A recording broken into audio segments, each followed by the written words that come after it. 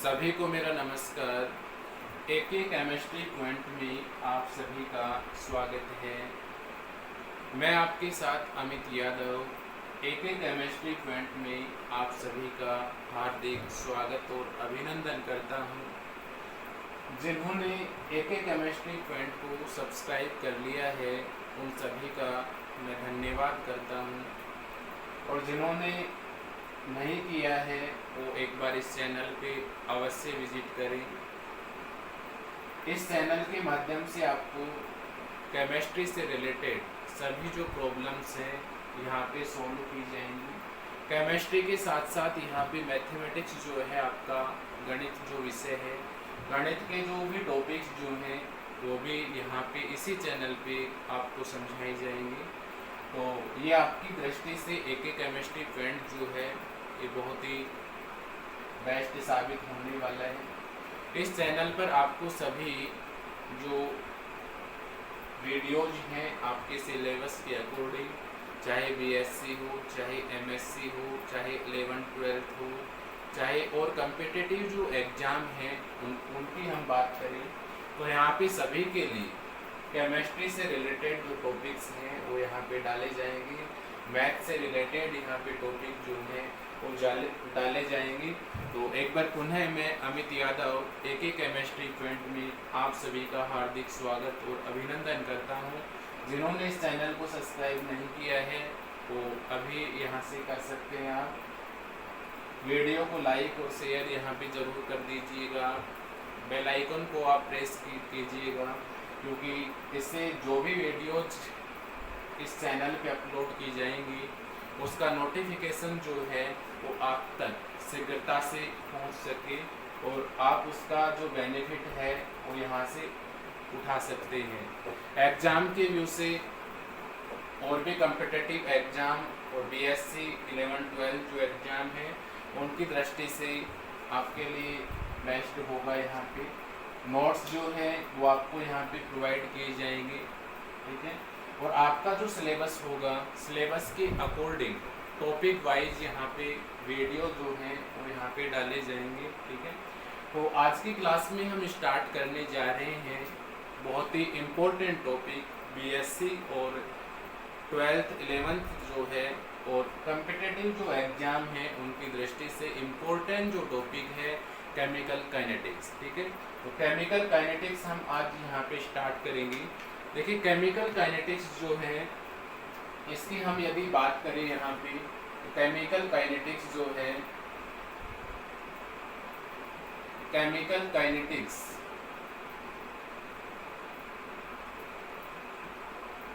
यहाँ पे हम आज डिस्कस करेंगे। तो केमिकल काइनेटिक्स की यदि हम बात करें तो केमिकल काइनेटिक्स को हम हिंदी में कहते हैं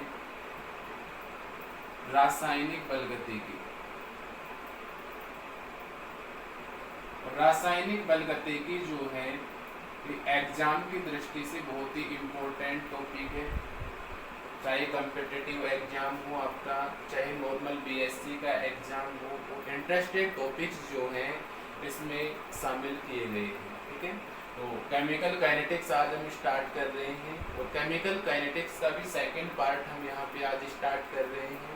तो टॉपिक वाइज आगे की जो वीडियोज होंगी वो आपके सिलेबस के अकॉर्डिंग टॉपिक वाइज यहाँ पे होंगी। तो देखिए ये जो वीडियोज हैं ये इस चैनल पे आप जैसे ही विजिट करोगे एक एक केमिस्ट्री पॉइंट पर, तो एक एक केमिस्ट्री पॉइंट पर इस चैनल पे जैसे ही आप विजिट करोगे तो अंदर एक प्लेलिस्ट दिया हुआ है और प्लेलिस्ट में अलग अलग प्लेलिस्ट यहाँ पे बनी हुई है, जैसे BSc part first, BSc part second, BSc part third, MSc, ठीक है। तो वहाँ पे जाकर आप अपनी जो भी क्लास है जैसे BSc first second third MSc, तो उस प्लेलिस्ट में जाकर आप सभी जो वीडियोज हैं वो आप वहाँ से पढ़ सकते हैं, ठीक है। तो केमिकल काइनेटिक्स में हम पहला टॉपिक यहाँ पे ले रहे हैं अभिक्रिया वेग को प्रभावित करने वाले कारक। अभिक्रिया वेग को प्रभावित करने वाले कारक।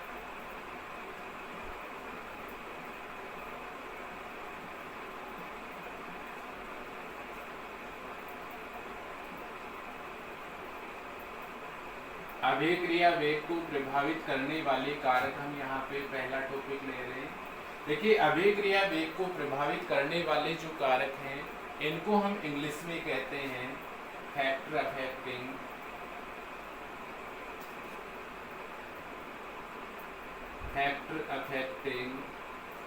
Rate of reaction.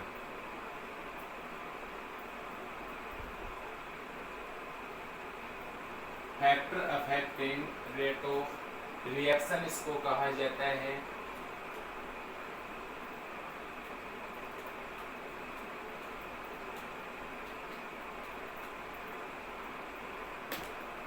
अब देखिए, अभिक्रिया का जो वेग है, अभिक्रिया वेग को प्रभावित करने वाले जो कारक हैं उनकी यहाँ पे हम बात करें तो अभिक्रिया का जो वेग है इसको मुख्यतया कौन कौन से कारक यहाँ पे प्रभावित करते हैं।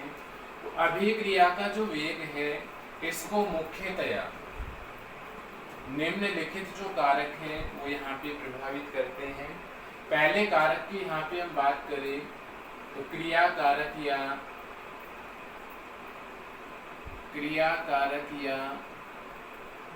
अभिकारक की जो प्रकृति है,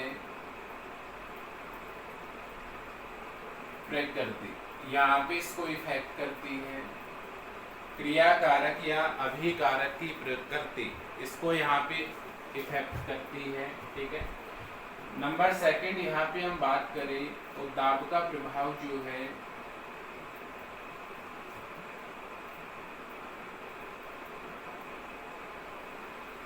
नंबर 3 यहाँ पे हम बात करें सांद्रता का प्रभाव,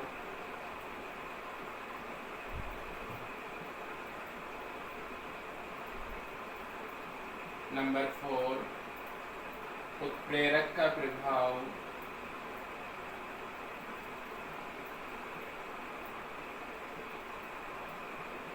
नंबर 5 यहाँ पे हम बात करें तापमान का प्रभाव या आप ये कह सकते हैं ताप का प्रभाव,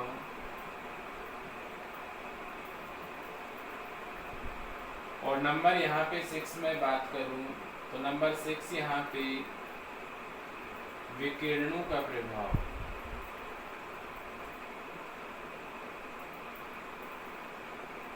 तो अभिक्रिया जो वेग है, अभिक्रिया वेग को मुख्यतया कौन कौन से कारक यहाँ पे प्रभावित करते हैं। क्रिया कारक या अभिकारक की प्रकृति, दाब का प्रभाव, सांद्रता का प्रभाव, उत्प्रेरक का प्रभाव, तापमान का प्रभाव और विकिरणों का प्रभाव। देखिए, क्रिया कारक और अभिकारक की जो प्रकृति है इसको इंग्लिश में हम कहते हैं nature of reactant. Nature of reactant इसको कहा जाता है। दाब के प्रभाव को हम इंग्लिश में कहते हैं इफेक्ट ऑफ प्रेशर। सांद्रता का प्रभाव इफेक्ट ऑफ कंसंट्रेशन। उत्प्रेरक को हम कैटेलिस्ट कहते हैं, इसको इंग्लिश में आप कहेंगे इफेक्ट ऑफ कैटेलिस्ट। तापमान का प्रभाव इंग्लिश में इसको हम कहते हैं इफेक्ट ऑफ टेम्परेचर। और विकिरणों का जो प्रभाव है इसको इंग्लिश में कहा जाता है इफेक्ट ऑफ रेडिएशन। तो अभिक्रिया जो वेग है इसको मुख्यतया ये 6 जो फैक्टर है ये प्रभावित करते हैं। नंबर 1 क्रिया कारक या अभिकारक की प्रकृति, नंबर 2 दाब का प्रभाव, नंबर 3 सांद्रता का प्रभाव, नंबर 4 उत्प्रेरक का प्रभाव, नंबर 5 तापमान का प्रभाव और नंबर 6 विकिरणों का प्रभाव। ठीक है। तो यहाँ से आपको ध्यान रखने कौन कौन से जो प्रभाव हैं वो अभिक्रिया वेग को यहाँ से प्रभावित करते हैं। इसके बाद में देखिए यहाँ से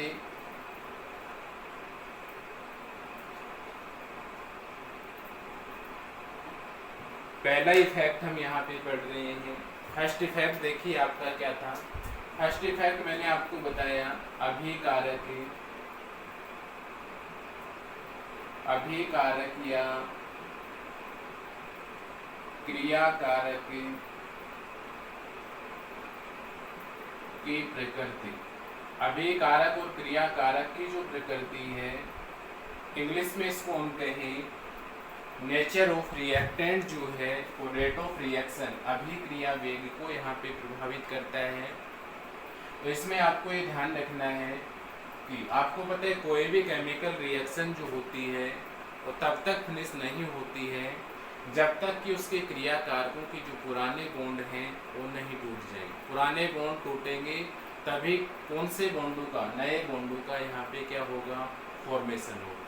तो पहली बात आपको इसमें ध्यान रखनी है, सबसे पहले क्या होगा, कोई भी केमिकल रिएक्शन जो होगी वो तब तक फिनिश नहीं होगी जब तक पुराने जो बंध हैं वो क्या ना हो जाएं, ब्रोक ना हो जाएं, टूट ना हो जाएं।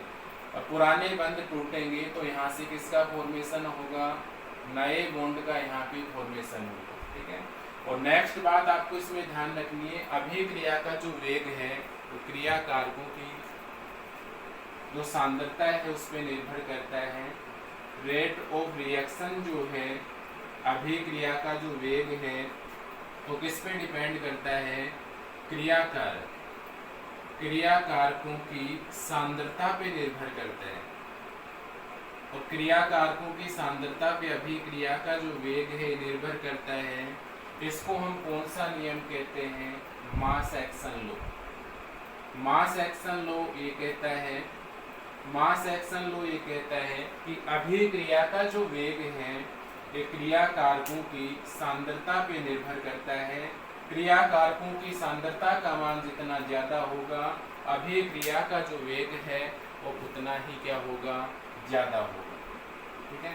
तो पुराने बंध यहाँ पे ब्लॉक होंगे, नए बॉन्ड्स का यहाँ पे फॉर्मेशन होगा।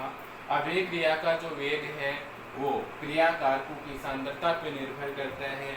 इसको हम मास एक्शन लॉ कहते हैं, सक्रिय द्रव्यमान का नियम इसको यहाँ पे कहा जाता है। ठीक है। इसके बाद में देखिए इसमें यहाँ पे बताया गया अभिकारक या क्रिया कारक की प्रकृति में कि अभिक्रियाएं जो हैं ये दो प्रकार की होती हैं। अभिक्रियाएं दो प्रकार की होती हैं, एक होती है सरल अभिक्रिया। अभिक्रियाएं मुख्यतया दो प्रकार की होती है, एक होती है सरल अभिक्रिया और एक आपकी होती है जटिल अभिक्रिया। सरल अभिक्रिया और जटिल अभिक्रिया। देखिए सरल जो रिएक्शन है इसको इंग्लिश में हम कहते हैं सिंपल रिएक्शन। सरल अभिक्रिया को हम इंग्लिश में क्या कहते हैं, सिंपल रिएक्शन कहते हैं। और जटिल अभिक्रिया को हम इंग्लिश में कॉम्प्लेक्स रिएक्शन कहते हैं। जटिल अभिक्रिया को इंग्लिश में क्या कहते हैं। तो यहाँ पे अभिक्रियाएं मुख्यतः दो प्रकार की होती है, सरल अभिक्रिया और जटिल अभिक्रिया। सरल अभिक्रिया को हम सिंपल रिएक्शन कहते हैं और जटिल अभिक्रिया को हम कॉम्प्लेक्स रिएक्शन कहते हैं। देखिए सरल अभिक्रियाएं क्या होती हैं। सरल अभिक्रियाएं ऐसी अभिक्रियाएं होती हैं जिनमें क्रिया कारकों की जो बॉन्ड है वो आसानी से टूट जाते हैं। तो ऐसी अभिक्रियाएं जिनमें क्रिया कारकों के बॉन्ड आसानी से टूट जाते हैं सरल अभिक्रिया कहलाती हैं। और ऐसी अभिक्रियाएं जिनमें क्रिया कारकों के बॉन्ड आसानी से नहीं टूटते हैं, ऐसी अभिक्रियाओं को हम क्या कहते हैं, जटिल अभिक्रियाएं कहते हैं। अब देखिए सरल अभिक्रियाओं में बॉन्ड जो है वो इजीली यहाँ पे ब्रेक हो रहे हैं। ठीक है। तो यहाँ पे बॉन्ड जो है वो क्या हो रहे हैं, आसानी से टूट रहे हैं। सरल जो रिएक्शन है उसमें बॉन्ड जो है वो आसानी से ब्रेक हो रहे हैं और यहाँ पे बॉन्ड जो है वो आसानी से ब्रेक नहीं होते हैं, आसानी से यहाँ पे बॉन्ड जो है वो नहीं टूटते हैं। अब देखिए जिन अभिक्रियाओं में बंध जो है वो आसानी से टूट जाते हैं तो उनका अभिक्रिया जो वेग होता है, रेट ऑफ रिएक्शन जो होता है उसका मान यहाँ पे ज़्यादा होता है। और जिनमें बॉन्ड जो है वो आसानी से नहीं टूटते हैं, इजीली ब्रेक नहीं होते हैं, उनमें अभिक्रिया का जो वेग होता है, रेट ऑफ रिएक्शन का जो मान होता है वो कम पाया जाता है। तो यहाँ से आप ये कह सकते हो अभिक्रियाएं मुख्यतया दो प्रकार की होती हैं, सरल अभिक्रियाएं और जटिल अभिक्रियाएं। वे अभिक्रियाएं जिनमें क्रिया कारकों के बॉन्ड आसानी से टूट जाते हैं, सरल अभिक्रियाएं कहलाती हैं। सरल अभिक्रियाओं का अभिक्रिया वेग रेट ऑफ रिएक्शन का मान जटिल अभिक्रियाओं की तुलना में ज्यादा होता है। क्यों? क्योंकि जटिल अभिक्रियाओं में क्रिया कारकों के जो बॉन्ड हैं वो इजीली ब्रेक नहीं होते। तो यहाँ तक आपको इसको इस प्रकार से समझाना था। इसके बाद में देखिए इसमें आपको क्या बताना है, इसमें आपको ये बताना है कि एक होता है समांगी साम्य और एक होता है विषमांगी साम्य। देखिए समांगी साम्य जो है एक प्रकार का ऐसा साम्य होता है जिसमें क्रियाकारक और कैटेलिस्ट जो है वो सेम फेज में होते हैं, अर्थात क्रियाकारक अणु और कैटेलिस्ट की समान प्रावस्था होती है, समांगी साम्य कहलाता है। और ऐसा साम्य जिसमें क्रियाकारक और प्रोडक्ट कैटेलिस्ट जो है उसकी फेज जो है वो डिफरेंट होती है, ऐसा साम्य जो होता है उसको हम क्या कहते हैं? विषमांगी साम्य कहते हैं। एक बात इसमें और आपको ध्यान रखनी है, अभिकारक या क्रियाकारक की प्रवृत्ति में क्या ध्यान रखनी है कि जिसका पृष्ठीय क्षेत्रफल ज्यादा होगा, जिसका पृष्ठीय क्षेत्रफल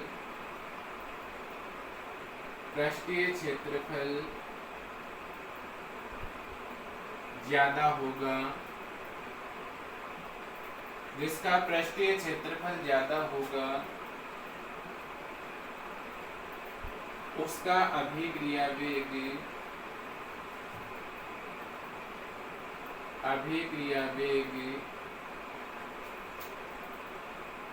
उतना ही अधिक होगा। तो ये बात आपको यहाँ पे ध्यान रखनी है कि कोई भी रिएक्शन है उस रिएक्शन का पृष्ठीय क्षेत्रफल जो है वो जितना ज्यादा होगा उसका अभिक्रिया जो वेग है, रेट ऑफ रिएक्शन का जो मान है उतना ही क्या होगा? अधिक होगा। जैसे यहाँ पे हम इसको समझने की कोशिश करें कि जिसका पृष्ठीय क्षेत्रफल जितना ज्यादा होगा उसका अभिक्रिया वेग जो है उतना ही ज्यादा होगा। देखिए यहाँ पे मैंने एक लकड़ी का लट्ठा यहाँ पे लिया है, ये लकड़ी का लट्ठा है यहाँ पे, ठीक है। और दूसरी कंडीशन यहाँ पे हम ले रहे हैं, ये लकड़ी का बुरादा है, ठीक है। ये लकड़ी का क्या है? आपका लट्ठा है और ये आपका क्या है? लकड़ी का बुरादा है। तो यहाँ से आप ये कह सकते हैं ये आपका क्या हो गया? लकड़ी का बुरादा हो गया और ये आपका क्या हो गया? लकड़ी का लट्ठा हो गया, ठीक है। अब देखिए ये लकड़ी का बुरादा है और ये लकड़ी का लट्ठा है। अब देखिए पृष्ठीय क्षेत्रफल किसका ज्यादा? यहाँ से लकड़ी का जो बुरादा है इसका पृष्ठीय क्षेत्रफल जो है वो क्या है? यहाँ पे ज्यादा है। लेकिन यहाँ पे लकड़ी का लट्ठा जो है इसका पृष्ठीय क्षेत्रफल जो है वो यहाँ पे क्या है? कम है। अब देखिए मैंने आपको अभी बताया कि जिसका पृष्ठीय क्षेत्रफल जो है वो क्या होता है? ज्यादा होता है। जिसका पृष्ठीय क्षेत्रफल ज्यादा होता है उसका अभिक्रिया जो वेग है वो भी क्या होता है? ज्यादा होता है। तो यहाँ से हम ये कह सकते हैं लकड़ी का जो बुरादा होगा, लकड़ी का बुरादा जो होगा इसका रेट ऑफ रिएक्शन मैं कह सकता हूँ, रेट ऑफ रिएक्शन को हिंदी में हम कहते हैं अभिक्रिया का वेग। तो लकड़ी का जो बुरादा है इसका अभिक्रिया जो वेग है ये क्या होगा? यहाँ से ज्यादा होगा। और यहाँ से लकड़ी का लट्ठा जो है इसका अभिक्रिया जो वेग है, रेट ऑफ रिएक्शन जो है वो यहाँ पे क्या होगा? कम होगा। तो इस प्रकार से आप अभिक्रिया वेग को प्रभावित करने वाले जो कारक हैं इनको यहाँ पे आप समझा सकते हैं। इसमें से पहला कारक जो है हमने यहाँ पे क्या पढ़ा? अभिकारक या क्रियाकारक की प्रकृति, नेचर ऑफ रिएक्टेंट मॉलिक्यूल, ठीक है। अब यहाँ से देखिए ये तो हमने इसको पढ़ा। अब बात आती है नोट्स आप कैसे बनाएंगे। तो नोट्स बनाने के लिए मैं आपको यहाँ पे पीपीटी जो है वो दिखा देता हूँ, इनको आप यहाँ से नोट कर सकते हैं। तो यहाँ से देखिएगा आप, ये मैंने अभी आपको बताया कि अभिक्रिया वेग जो है इसको प्रभावित करने वाले जो कारक हैं कौन कौन से हैं। नंबर 1 अभिकारक की प्रवृत्ति, नंबर 2 दाब का प्रभाव, नंबर 3 सांद्रता का प्रभाव, नंबर 4 उत्प्रेरक का प्रभाव, नंबर 5 ताप का प्रभाव और नंबर 6 विकिरण का प्रभाव। ये प्रभाव जो है ये अभिक्रिया वेग को यहाँ पे प्रभावित करते हैं। उसके बाद नेक्स्ट देखिए, यहाँ पे मैंने आपको बताया पहला यहाँ पे फैक्टर जो था अभिक्रिया की प्रकृति, ये आप नोट डाउन कर सकते हैं यहाँ से। इसके बाद में फर्स्ट हमने यहाँ पे पढ़ा अभिक्रिया की प्रकृति, और अभिक्रिया की प्रकृति में मैंने आपको यहाँ पे बताया कि रासायनिक अभिक्रियाएं जो होती हैं ये कब तक संपन्न नहीं होती हैं, जब तक इनके पुराने बंध न टूट जाए। पुराने बंध टूटेंगे तभी नए बॉन्ड का यहाँ पे फॉर्मेशन होगा। इसके बाद मैंने आपको बताया कि द्रव्य अनुपाती क्रिया का नियम मास एक्शन लो ये कहता है कि अभिक्रिया का वेग रेट ऑफ रिएक्शन क्रिया कारकों की सांद्रता पर निर्भर करता है। इसके बाद ये सरल अभिक्रिया होगी और ये जटिल अभिक्रिया होगी। सरल अभिक्रिया जो है उसमें क्रिया कारक के बॉन्ड आसानी से टूट जाएंगे, जटिल के नहीं टूटेंगे। इसलिए सरल जो है उनमें अभिक्रिया का वेग ज्यादा होगा और जटिल में कम होगा। इसके बाद में आपको एग्जाम्पल बता देना है कि जिसका पृष्ठीय क्षेत्रफल ज्यादा होगा उसका अभिक्रिया जो वेग है वो ज्यादा होगा, जिसका पृष्ठीय क्षेत्रफल कम होगा उसका अभिक्रिया वेग कम होगा। तो ये फर्स्ट जो आपका फैक्टर था इसको आप नोट डाउन यहाँ से कर सकते हैं। इसके बाद देखिए दूसरा जो प्रभाव है हम यहाँ पे पढ़ेंगे, दूसरा जो इफेक्ट है वो कौन सा होता है, नंबर 2 दाब का प्रभाव। देखिए दाब का जो प्रभाव है क्या होता है, इसको इंग्लिश में हम कहते हैं effect of pressure. Effect of pressure, दाब का प्रभाव। देखिए नॉर्मली आपको ये ध्यान रखना है, दाब का जो प्रभाव है ये गैसीय अभिक्रियाओं पे लागू होता है। गैसीय जो अभिक्रियाएं हैं, गैसीय अभिक्रियाएं जो हैं उन पर दाब का प्रभाव यहाँ पे लागू होता है, आपको ध्यान रखना है। देखिए दाब का जो प्रभाव है इसको हम एग्जाम्पल की सहायता से यहाँ पे समझें। तो पहला एग्जाम्पल जैसे हम यहाँ पे ले रहे हैं, यहाँ पे हमने PCl5 लिया, एक रिवर्सिबल अभिक्रिया है, उत्क्रमणीय अभिक्रिया है। यहाँ से PCl3 प्लस यहाँ से Cl2 का फॉर्मेशन हो रहा है, ठीक है।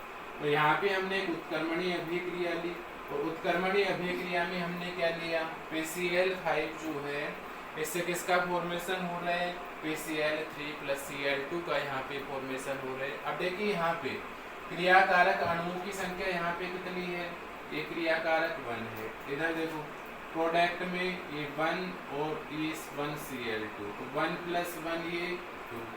प्रोडक्ट में यहाँ पे संख्या जो है वो ज्यादा है, प्रोडक्ट में क्या है यहाँ पे संख्या ज्यादा। तो आपको मेनली ये बात ध्यान रखनी है, यदि क्रियाकारक अणुओं की संख्या का मान ज्यादा हो, क्रियाकारक अणुओं की संख्या का मान ज्यादा हो तो दाब का मान आपको बढ़ाना पड़ेगा, ठीक है।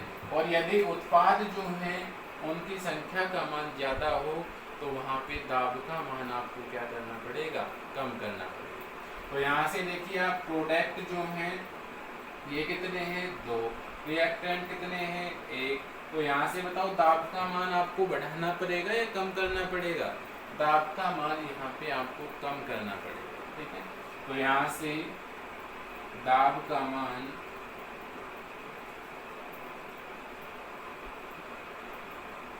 कम करना पड़ेगा,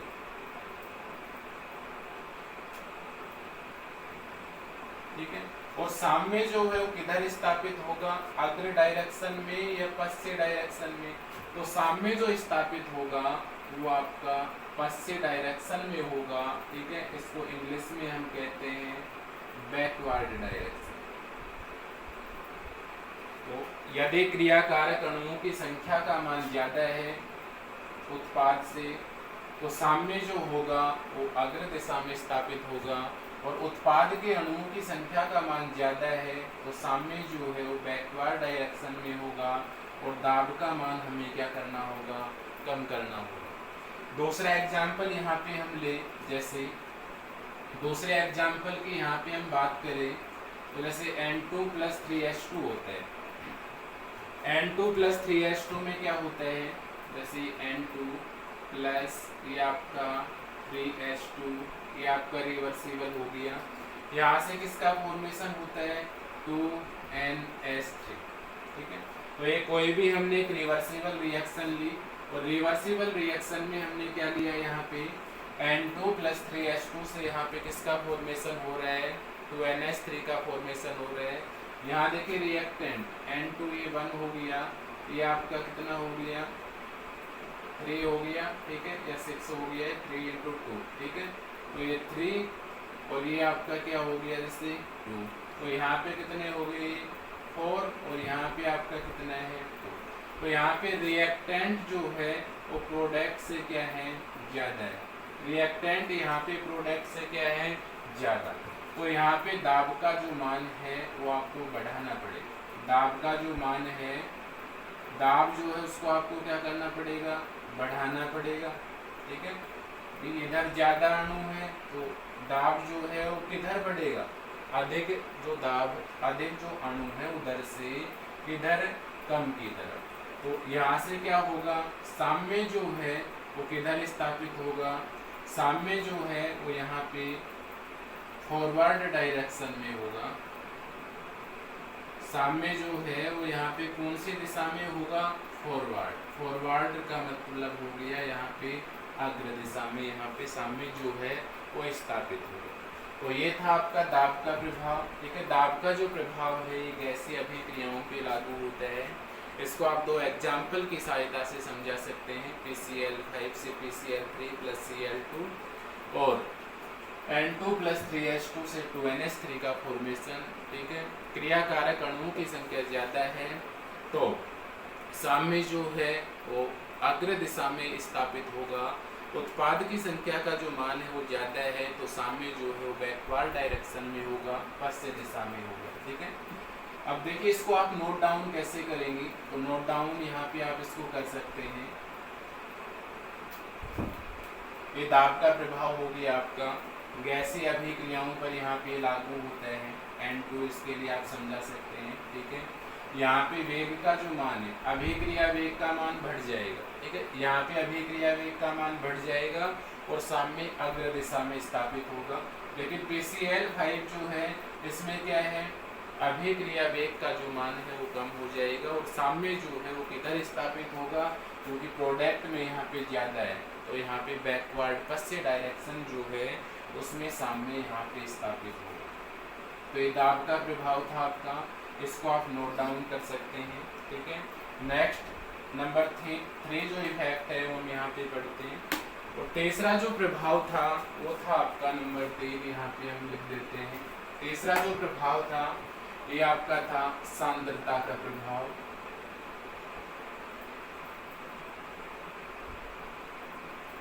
देखिए सांद्रता का प्रभाव क्या होता है, इसको हम इंग्लिश में कहते हैं इफेक्ट ऑफ कंसंट्रेशन, ठीक है। सांद्रता का प्रभाव, इफेक्ट ऑफ कंसंट्रेशन। देखिए अभी मैंने आपको बताया कि मास एक्शन लॉ ये कहता है, द्रव्य अनुपाती क्रिया का नियम ये कहता है कि अभिक्रिया का जो वेग है ये क्रिया कारकों की प्रारंभिक सांद्रता पे निर्भर करता है। तो यहाँ से सांद्रता का जो प्रभाव है इसमें आप ये बता सकते हैं पहली बार कि मास एक्शन लॉ ये कहता है, मास एक्शन लॉ ये कहता है, द्रव्य अनुपाती क्रिया का नियम ये कहता है कि अभिक्रिया का जो वेग है, रेट ऑफ रिएक्शन जो है, और रेट ऑफ रिएक्शन को हिंदी में हम कहते हैं अभिक्रिया वेग। अभिक्रिया का जो वेग है ये किस पे डिपेंड करता है, क्रिया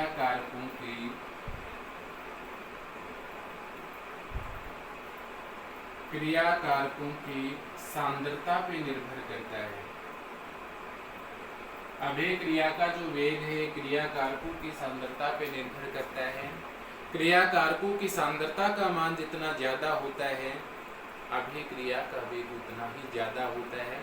एग्जाम्पल की सहायता से हम इसको यहाँ पे एक्सप्लेन करें। जैसे यहाँ पे एक कोई भी क्रिया कारक अणु है, एक के वेग से यहाँ पे रिएक्शन जो है वो आगे बढ़ रही है। एक क्रिया कारक अणु है, यहाँ से किसका प्रोडक्ट का फॉर्मेशन हो रहा है, ऐसे यहाँ पे प्रोडक्ट का फॉर्मेशन हो रहा है। तो देखिए यहाँ पे क्या होता है, यहाँ पे अभिक्रिया का वेग हम लिखेंगे और अभिक्रिया का जो वेग है वो यहाँ पे किसके बराबर होगा, रेट ऑफ रिएक्शन यहाँ पे हम लिख सकते हैं, रेट ऑफ रिएक्शन। और अभी मैंने आपको बताया अभिक्रिया का जो वेग है वो क्रिया कारकों की सांद्रता पे निर्भर करता है, रिएक्टेंट के कंसंट्रेशन के समानुपाती होता है। तो यहाँ से भी कंसंट्रेशन ऑफ ए यहाँ पे लिख सकता हूँ और रेट ऑफ रिएक्शन कौन dx/dt से लिखते हैं। तो dx/dt प्रोपोर्शनल यहाँ पे क्या हो गया, प्रोपोर्शनल को यहाँ से हटा लीजिए, dx/dt जो है इक्वल हो गया k और ये कंसंट्रेशन ऑफ ए। तो एक तो कंसंट्रेशन जो है इसको हम इस सिंबल से यहाँ पे प्रदर्शित करते हैं, ठीक है। इसके स्थान पे आप यहाँ पे जैसे कंसंट्रेशन ऑफ ए है, इसको आप ये भी लिख सकते हैं कंसंट्रेशन ऑफ ए। तो यहाँ से देखिए इसको हम ये लिख सकते हैं dx/dt का जो मान है बराबर होगा ए कंसंट्रेशन ऑफ ए। तो यहाँ पे अभिक्रिया का जो वेग है ये क्रिया कारकों की सांद्रता पे यहाँ पे निर्भर कर रहा है। क्रिया कारकों की सांद्रता का मान जितना ज्यादा होगा अभिक्रिया का जो वेग है वो उतना ही क्या होगा, अधिक होगा। दूसरे एग्जाम्पल से यदि इसको हम समझे तो यहाँ से दूसरे एग्जाम्पल में यहाँ से आप दो परमाणु यहाँ पे कनेक्ट होंगे, द्वितीय कोटि अभिक्रिया की यहाँ बात करेंगे हम। जैसे A+A से प्रोडक्ट का फॉर्मेशन हो रहा है, A+A, ये जो कंडीशन है ये आपकी समान सांद्रता की कंडीशन है। A+A से प्रोडक्ट का फॉर्मेशन हो रहा है, तो यहाँ से मैं रेट लिखूँ नॉर्मली मास एक्शन लॉ से, और dx/dt जो है ये प्रोपोर्शनल होगा concentration of A and concentration of A, इसकी पावर 1 और इसकी पावर 1। तो ये यहाँ से क्या हो गया dx/dt equal to K2 concentration of A, power यहाँ पे ऐड हो जाएंगी कंसंट्रेशन ऑफ A और इसकी पावर 2। तो यहाँ पे भी देखिए आप रेट ऑफ रिएक्शन का जो मान है, अभिक्रिया के वेग का जो मान है, ये क्रिया कारकों की किस पे निर्भर कर रहे हैं, सांद्रता पे निर्भर कर रहे हैं। तो मैंने आपको अभी बताया क्रिया कारकों की सांद्रता का मान जितना ज्यादा होगा अभिक्रिया का अभिक्रिया वेग उतना ही अधिक होगा। अब ये तो यहाँ पे दो परमाणु हमने लिए जिनकी सांद्रता का मान क्या है, समान है। अब दूसरी कंडीशन ये हो सकती है कि दोनों परमाणु जो हैं इनकी सांद्रता का जो मान है वो क्या हो सकता है, अलग अलग। जैसे A+B हमने लिया, A+B से प्रोडक्ट यहाँ पे बन रहे हैं, तो ये कौन सी कंडीशन होगी आपकी, different concentration of reactant molecule, क्रिया कारक अणुओं की डिफरेंट सांद्रता। तो यहाँ से हम रेट ऑफ रिएक्शन लिख सकते हैं dx/dt का जो मान होगा ये प्रोपोर्शनल होगा concentration of A and concentration of B। Proportional को हटा लीजिए, dx/dt इक्वल होगा यहाँ पे K2। इसको मैंने आपको बताया या तो इस सिंबल से आप लिख सकते हैं या इस प्रकार भी लिख सकते हैं concentration of A and concentration of B। तो यहाँ से dx/dt इक्वल हो गया K2 concentration of A and concentration of B। तो यहाँ पे भी देखिए अभिक्रिया का जो वेग है ये क्रिया कारकों की सांद्रता पे निर्भर कर रहा है, ठीक है। एक एग्जाम्पल हम और लें, यदि यहाँ पे n परमाणु है, 2 या 2 से अधिक परमाणु हैं, तो उनके लिए यहाँ पे हम क्या लिख सकते हैं, जैसे Na है, Na से यहाँ पे प्रोडक्ट का फॉर्मेशन हो रहा है, Na यहाँ पे क्या है, रिएक्टेंट है, और इससे किसका फॉर्मेशन हो रहा है, प्रोडक्ट का। ये कौन सी कोटि की अभिक्रिया है? NV कोटि की अभिक्रिया। तो यहाँ से भी हम रेट ऑफ रिएक्शन लिख सकते हैं। देखिए रेट ऑफ रिएक्शन यहाँ से क्या होगा, यहाँ से dx/dt हम लिख सकते हैं। तो ये dx/dt जो है ये प्रोपोर्शनल होगा कंसंट्रेशन ऑफ A और इसकी पावर n। प्रोपोर्शनल को हटा लीजिए, dx/dt इक्वल यहाँ पे हो गया kn। n थोड़ा है इसलिए हमने यहाँ पे क्या लिखा, kn। तो dx/dt इक्वल टू यहाँ पे kn हो गया कंसंट्रेशन ऑफ A और इसकी पावर n। ठीक है, इसको हम कंसंट्रेशन से भी लिख सकते हैं, dx/dt equal to kn concentration of ये यहाँ से क्या हो गया A और इसकी पावर n। तो यहाँ पे भी देखिए कंसंट्रेशन का जो मान है ये अभिक्रिया वेग पे क्या कर रहा है, डिपेंड कर रहा है। तो यहाँ से हम कह सकते हैं अभिक्रिया का जो वेग है वो क्रिया कारकों की सांद्रता पे निर्भर करता है। क्रिया कारकों की सांद्रता का मान जितना ज्यादा होगा अभिक्रिया वेग का जो मान होगा वो उतना ही क्या होगा, अधिक होगा। तो इसको आप यहाँ से नोट डाउन कर सकते हैं। लेकिन नोट डाउन करने के लिए मैं यहाँ पे PPT ओपन कर लेता हूँ। ये आपको मैंने समझा दिए 3 प्रभाव, इनको आप नोट डाउन भी कर सकते हैं। देखिए सांद्रता का प्रभाव ये मैंने आपको समझा दिया है। सांद्रता का प्रभाव जो है वो क्या होता है, ये एग्जाम्पल से आपको इसको यहाँ पे समझाना है। ठीक है, तो आज का ये हमारा टॉपिक था अभिक्रिया वेग को प्रभावित करने वाले कारक, factor affecting rate of reaction. कौन कौन से कारक हैं, 6 फैक्टर हमने आपको बताए और 6 में से 3 फैक्टर यहाँ पे हमने कवर कर लिए हैं। नेक्स्ट बचे हुए 3 फैक्टर जो हैं वो नेक्स्ट क्लास में हम डिस्कस करेंगे। तो आपकी जो ये क्लासेज हैं मैंने आपको पहले भी बताया कि आप इस चैनल को सब्सक्राइब कर लीजिएगा, लाइक कीजिएगा और शेयर कीजिएगा और बेल आइकन जो है उसको आप प्रेस कीजिएगा, क्योंकि जो भी वीडियोज यहाँ पे मैं अपलोड करूँगा वो सीधा आपके पास नोटिफिकेशन आए, जिससे आप आसानी से उनको पढ़ सके और एग्ज़ाम जो है उसमें आपकी हेल्प हो सके। ठीक है, तो आपकी जो प्लेलिस्ट है इस चैनल में एक केमिस्ट्री पॉइंट में प्लेलिस्ट बनी हुई है, वहाँ पे आपकी जो भी क्लास है BSc first year, second year, third year, MSc 11, 12, वहाँ पे जाकर आप इन वीडियो जो हैं इनको आप यहाँ पे चेक कर सकते हैं। नेक्स्ट क्लास में हम इसका सेकंड पार्ट जो है फैक्टर अफेक्टिंग का वो यहाँ पे हम करते हैं। ठीक है, तो आज के लिए इतना ही। Thanks all of you.